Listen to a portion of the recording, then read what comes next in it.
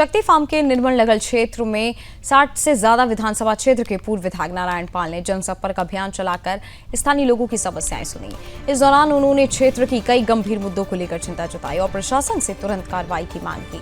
पूर्व विधायक नारायण पाल ने कहा कि क्षेत्र में नशे की गतिविधियां लगातार बढ़ रही हैं, जिससे युवा पीढ़ी बुरी तरह से प्रभावित हो रही है। उन्होंने इसे समाज के लिए गंभीर खतरा बताते हुए कहा कि नशे के खिलाफ सख्त अभियान चलाना जरूरी है ताकि युवाओं का भविष्य सुरक्षित रह सके। उन्होंने बढ़ते खनन माफियाओं के खौफ पर भी चिंता जताई।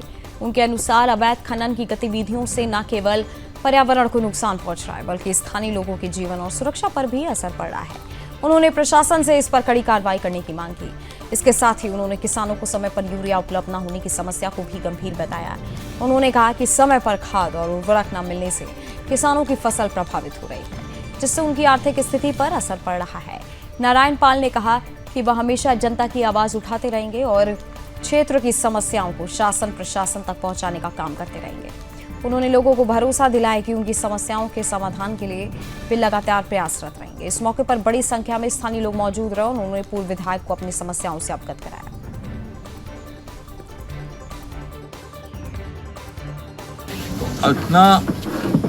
इतना अंधेर हो रहा है, इतनी परेशानी है लोगों को, तो मेरे ख्याल से बहुत ये गलत उपयोग हो रहा सत्ता का। और ठेकेदार तो यहाँ सबके ठेकेदार जो हैं वो तो सबके माई बाप बने हुए हैं यहाँ। अभी एक महिला प्रियंका मिली थी,